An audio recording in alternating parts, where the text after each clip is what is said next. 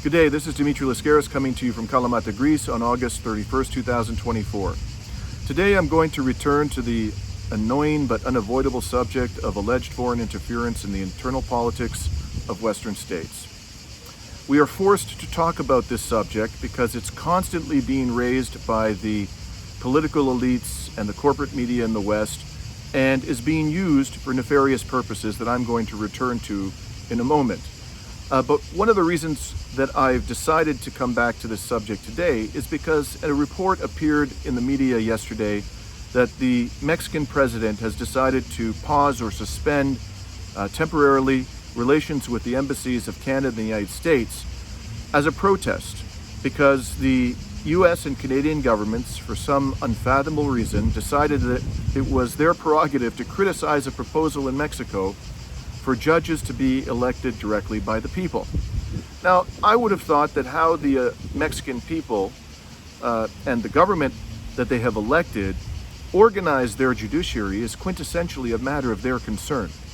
And I can't imagine that the American government or the Canadian government would react kindly if Mexico's government were to criticize the way in which judges are chosen in the United States and Canada. But nonetheless, the Americans and Canadians decided that they had a justification for attacking this proposal. Why would they have done that, I wonder?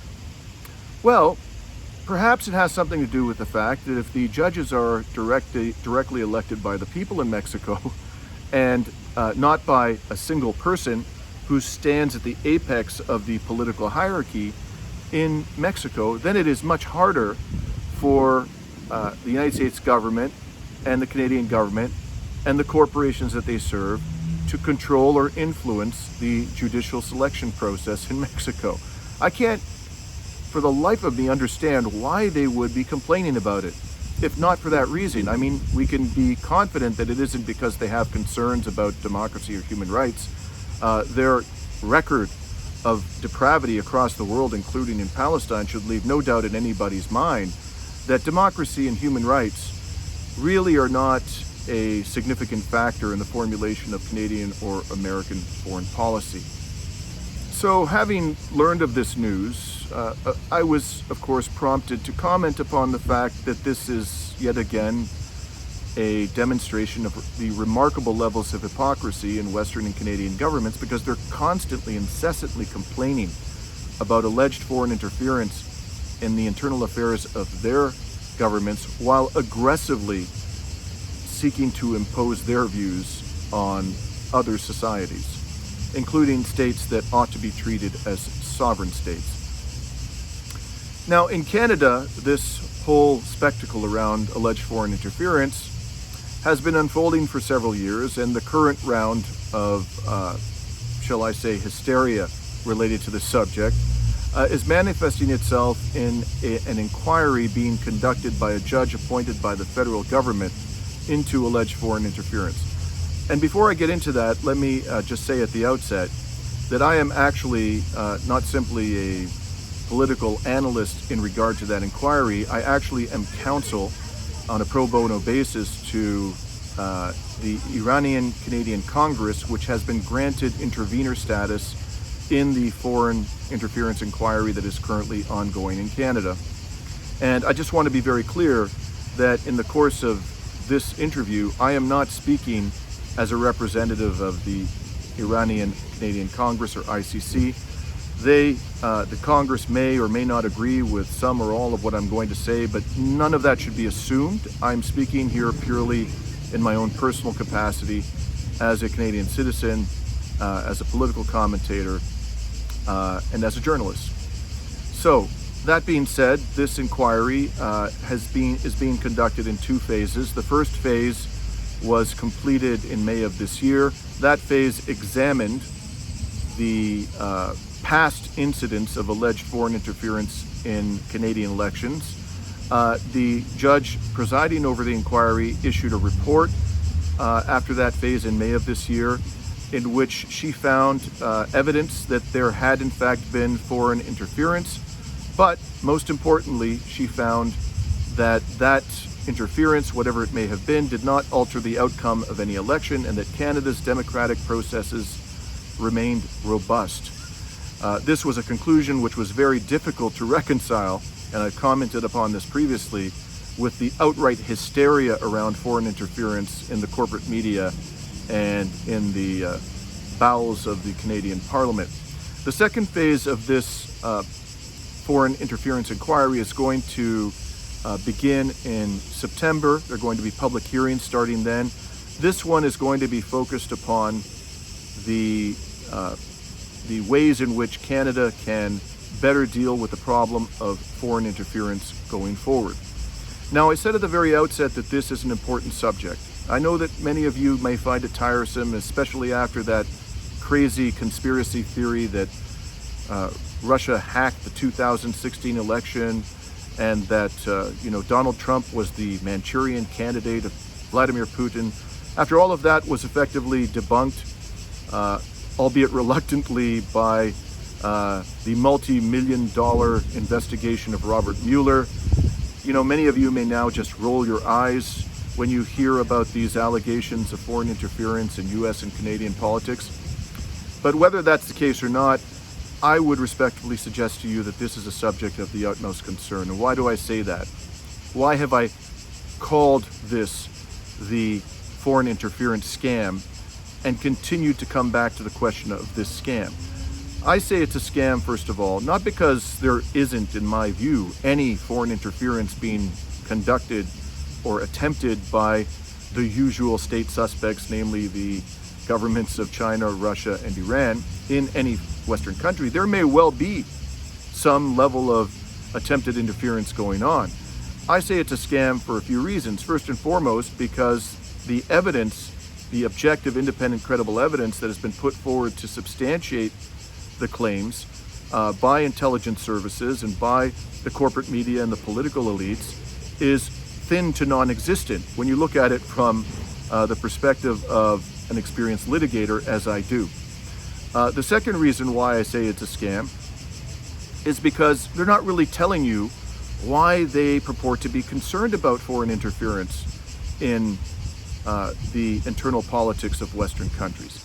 They claim that the reason that they're so concerned about this is because this is an assault upon the democratic processes in our country, and they want to preserve our democracies, our fine and wonderful and shining city on a hill democracies.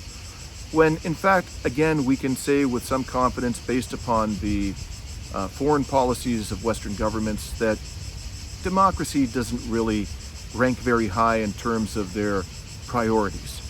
What they're really concerned about, I would suggest to you, what they're really trying to achieve by whipping us up into a frenzy about alleged foreign interference in our internal politics is an increase in public support for three things. First, they want to see greater public support for increased military spending, dramatically increased military spending. And if you can convince the population that the main geopolitical rivals of the West, being China, Russia, and Iran, are trying to meddle with our sacred democracies, you're likely to get a much more compliant population when it comes time to dramatically increasing your budget for merchants of death. The second reason why I think they're whipping up this frenzy is because they want public support for a more belligerent posture, militarily and economically, towards the main geopolitical rivals of the West. And the third reason is because they want to build public support, or at least public acquiescence in increasingly aggressive forms of censorship. If you think that the usual suspects are using disinformation and manipulation to pervert the course of public discourse and keep the citizenry misinformed, then you're likely to be more inclined to accept aggressive forms of censorship. So that's why I said at the very outset of this interview, or this report, I should say, that the question of foreign interference, however annoying it may be, however fraught it may be with fantasies and unsubstantiated allegations and hyperbole, it is actually a very, very important subject that should concern you because of the uses to which it is being put. It is being put to the use of assaulting our civil liberties, endangering us in potentially existential wars, and diverting more and more resources away from socially beneficial expenditures by the government towards the military-industrial complex. Now, in order to explore this subject more fully, I decided to interview yesterday a gentleman by the name of Jonathan Dye. Jonathan Dye is the chair of the Canada-China Council on Development and Cooperation. He lives in the province of Alberta in Canada. He was born and raised in China, but he has spent the last 39 years of his life in Canada. He's run for political office here. He pursued graduate studies here. He has children who were born and raised here. He has one daughter who was born in China. She now lives here. Jonathan Dye has devoted most of his life to this country and is passionately interested in productive diplomatic and cordial relations between both Canada and China. And he had quite a bit to say to me about these allegations of foreign interference by the PRC, which has been identified, the People's Republic of China, by the investigators in this country as the #1 threat by far when it comes to foreign interference in Canadian politics. At least that's the allegation. So with no further ado, here's my discussion with Jonathan Dye. So according to a recent report by the National Security and Intelligence Committee of Canada's Parliament, and I'm quoting here, Jonathan, the most significant perpetrators of foreign interference in Canada were the People's Republic of China and the Russian Federation, with the PRC representing the greatest foreign interference threat. The committee found that these activities posed a significant risk to national security, principally by undermining Canada's fundamental institutions and eroding the rights and freedoms of people in Canada. Now, Jonathan, before I ask you my question about this statement by the National Security Committee in Canada's Parliament, I want to just say for the benefit of our viewers that I have actually looked at the most recent report of this committee. I did so with my lawyer's hat on. I've been a litigator for over 30 years and have learned a few things about assessing evidence in the course of lawyering for decades. And my assessment is that the report of the committee, the report upon which these types of allegations against the PRC are based, is completely devoid of credible objective evidence. It's almost entirely based upon statements made to the committee by representatives of the Canadian Security Intelligence Service. And those statements are almost never supported by any kind of objective evidence because the evidence, we are told, is too sensitive and it's withheld on the basis of it being classified. So we're basically just being asked to take the word of CSIS, which has been repeatedly found by Canadian courts and others to have deceived courts and to have deceived the public about its activities. So with that as background, this is my question to you. What do you think is driving this ultimately? If they don't have real evidence to back it up, and you, in some 20 years of political activism in this country, you said to the foreign interference inquiry that you saw no evidence whatsoever of Chinese interference, even though you yourself were born in the country. What do you think is actually driving all of this? Well, I think that's because of political interference from another country, namely the United States. Actually, in my submission, I mentioned actually, um, it's a basically it's even United States, of course, the United States. I quoted evidence from their own media saying that, and they mentioned that they have been also talking about the Chinese, the PRC's interference in the U.S. Electoral activities, but of course they couldn't find any evidence. But of course, Canada being a Five Eye member of a member of the Five Eye Alliance, which is basically it's a intelligence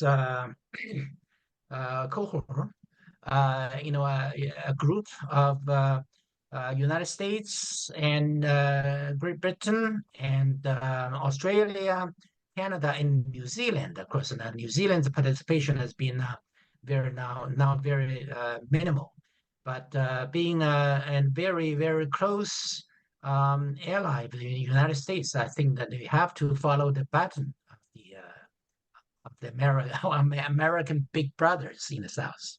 Mm-hmm, mm-hmm.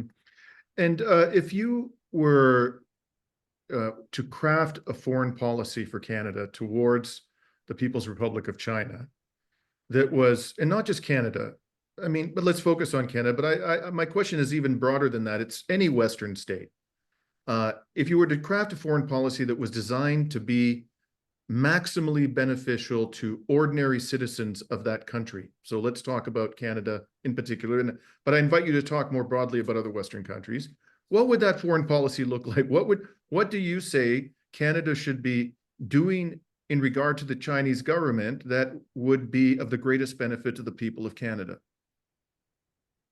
Well, I think that since, well, let's talk about the Canada-China relationship. I think that up to, well, probably up to 2016 or 17, the Canada-China relationship fairly, pretty good for a long time.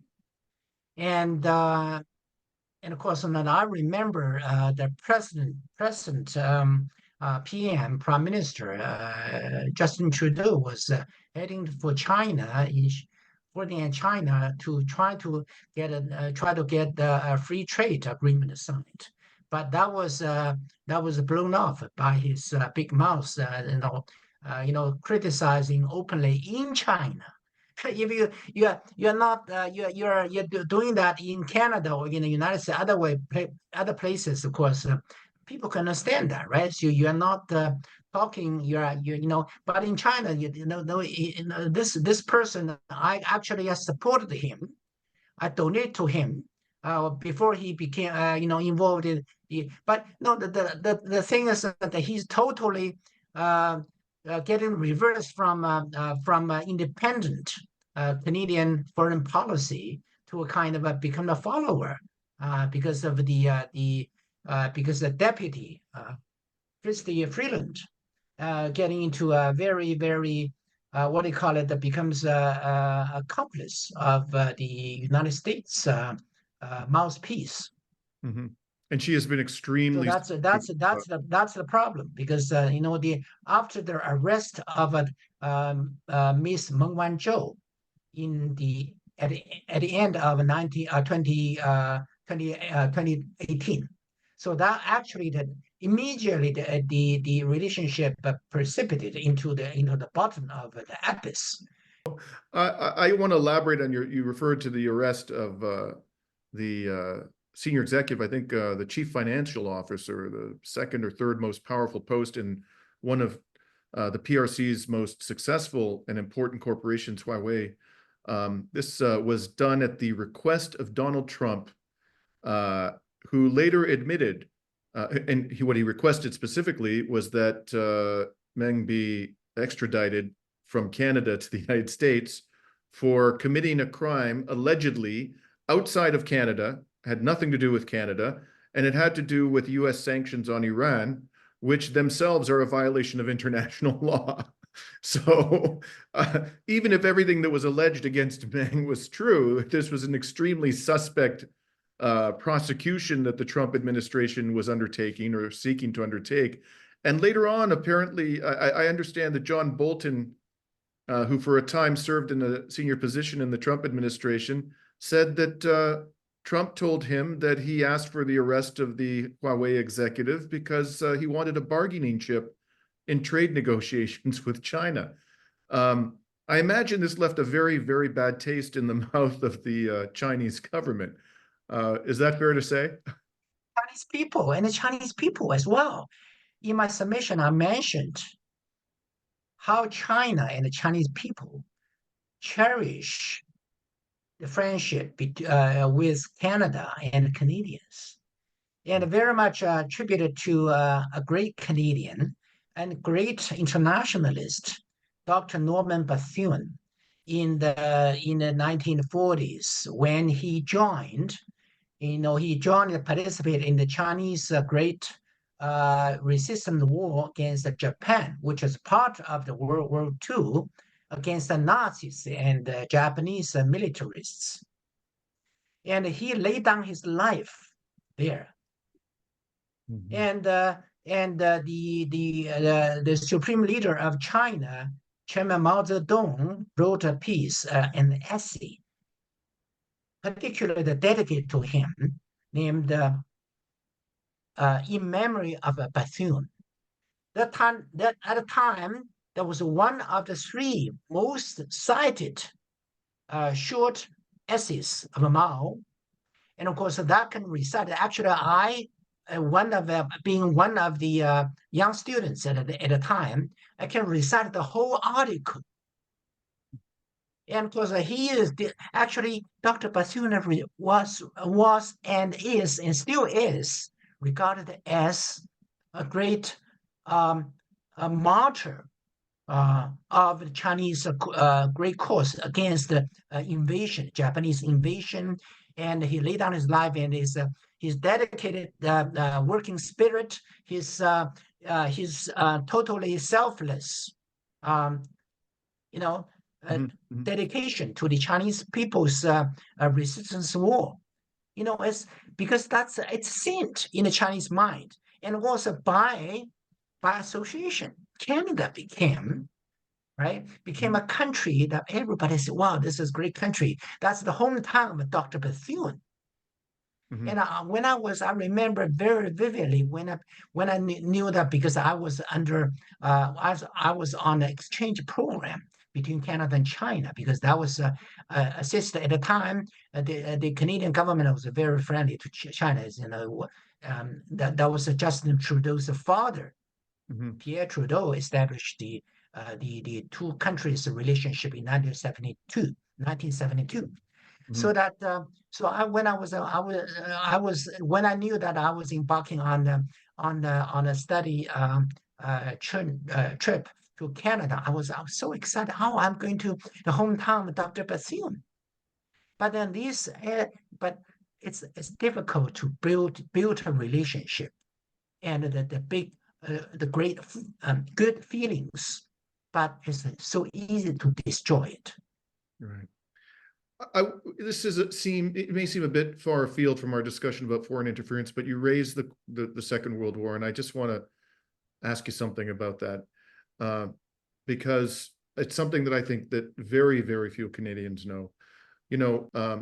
Some of us who pay attention to the historical record, we figured out a while ago, despite the fact that nobody in the West likes to talk about it, that the Soviet Union experienced by far the highest number of casualties in the defeat of Nazism, more than all the other Western allies combined by a wide margin. 13 million people Correct. died.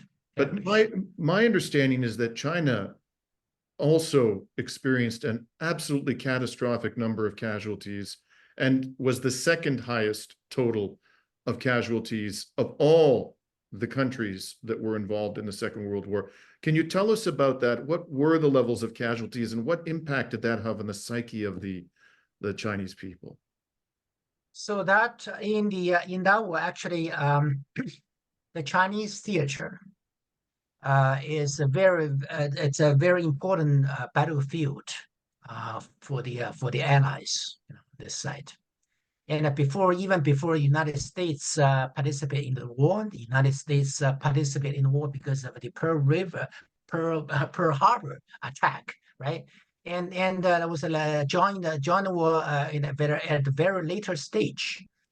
But in the beginning, from 1931, and of course, the Japanese invaded and occupied the three provinces, northeast province of China, in the northeast, three provinces.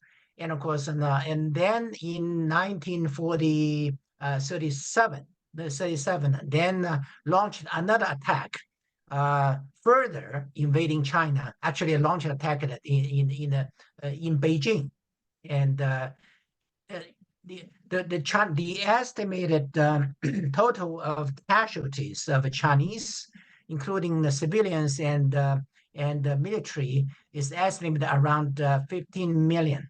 15 million. And of course, still, of course, we have heard of those Nanking massacre in one city. That was there were over 3 million, 300,000 people were massacred in Nanjing. So there's a rape of Nanjing by a lady who was American, American Chinese, Iris Chan, wrote that book. That was atrocity, total atrocity. But what make me angry is that from time to time I heard other Canadians saying, "Oh, Chinese are Nazis and this and that. China's Nazi." My God, you know, I don't know what you guys are talking about. You don't know about history. You've been brainwashed. You guys been brainwashed so badly. So, Jonathan, I'd like to conclude our conversation with an issue that is of increasing concern to myself and I know other Canadians of conscience, and that is that there seems to be an increasing level of hostility amongst certain segments of the Canadian population towards our fellow Canadians from the Chinese community, people of Chinese descent in this country. And it seems to be expressing itself in a lot of ways. You see it online, some hostile, oftentimes bigoted commentary. There have been some reports of low-level violence, fortunately until now, but nonetheless, violence and threats of violence directed against members of the Chinese Canadian community.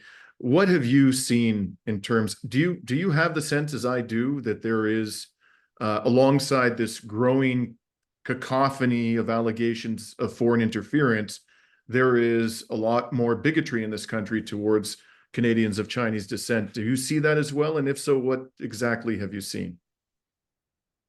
Very much so. Actually, of course, we mentioned about reports and the news and statistics and so on and so forth. Actually, you can feel from time to time on the streets, and sometimes and on the in the so like in parks, whatever, and that no, even not only myself felt that. Actually, I saw other people and heard from my neighbors and the people that I know, and I witnessed things like this happening because there is a yeah, because of this overwhelming, like I think there is a mechanism, mechanism